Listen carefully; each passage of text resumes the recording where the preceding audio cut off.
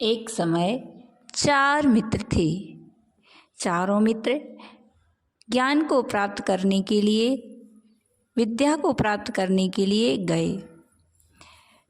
चारों अलग अलग गुरुओं के पास पहुँचे। एक शिल्पकार के पास पहुँचा, एक चित्रकार के पास पहुँचा, एक व्यापारी के पास पहुँचा और एक मंत्र सिद्धि करने वाले के पास पहुँचा। चारों ने विद्याओं को सीखा। शिल्पकार शिल्प सीखा, चित्रकार से चित्र बनाना सीखा, व्यापारी से व्यापार सीखा और मंत्र सिद्धि करने वाले से मंत्र सिद्ध करना सीख लिया। अब चारों एक साथ आ रहे थे। जंगल का रास्ता था।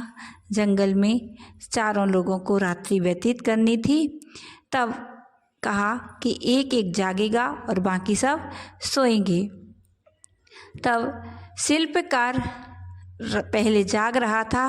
शिल्पकार ने सोचा कि मैं अपनी शिल्प कला के सहारे जागूं, और उसने एक लकड़ी की बहुत अच्छा उसने अपना शिल्प दिखाना चालू किया और शिल्प से उसने एक जानवर की मूर्ति बनाई।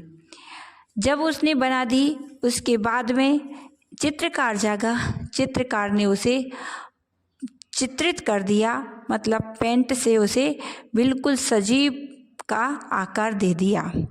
इसके बाद मंत्र सिद्धि वाले लड़के को बुलाया और कहा, अब तुम जागो, हम लोग सोते हैं। जब वह जागा तो वह देखता है कि यहाँ पर तो शेर है। तो वह डर गया। उसने कहा, यहाँ शेर है, देखो।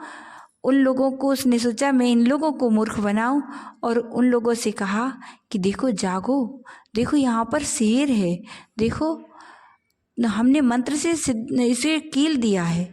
वो बोले कि अरे हम लोगों ने अपनी विद्या का प्रयोग किया है, इसलिए ये शिल्पकार ने पहले बनाया था और मैंने चित्रकार ने इसे रंग कर दिया है, इसलिए तुम डरो नहीं। वह सोचा इन लोगों ने अपनी कला कितने अच्छे से बताई है, अपनी विद्या कितने अच्छे से बताई, विद्या का प्रयोग कितने अच्छे से किया। मेरे पास भी तो विद्या है, इन लोगों को सोने दो, मैं भी अपनी विद्या का प्रयोग करता हूँ। बड़े पुत्र ने कहा, देखो तुम अपनी विद्या का प्रयोग मत करना, हर जगह हर विद्या का प्रयोग नहीं किया जाता है।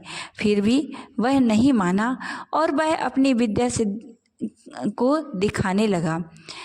बड़े पुत्र ने कहा, मैं अभी आता हूँ, और वह बहाना करके, क्योंकि वह बुद्धिमान था, वह तो चला गया कि मैं अभी लघु शंका करके आता हूँ, और वह चला गया, एक पेड़ पर चढ़ गया और मंत्र सिद्धि वाला मंत्र के द्वारा उसे जिंदा करने लगा और वह जीवित हो गया शेर। जैसे ही शेर जीवित हुआ तो उसने पंजा उठाया और उन लड़कों के लिए मारा। वह मर गए, तीनों डर के और मर गए। तब फिर जब दिन हो गया तब बणिक पत्र उतरा और वह बेचारा अकेला चला गया। वह सोचता है कि विद्या कोई काम की नहीं, अगर विद्या के साथ में बुद्धि नहीं है तो विद्या व्यर्थ ही है। इन लोगों ने विद्याओं को तो प्राप्त किया, लेकिन इनके पास में बुद्धि नहीं है, इसलिए विद्या के साथ बुद्धि होना बहुत आवश्यक है।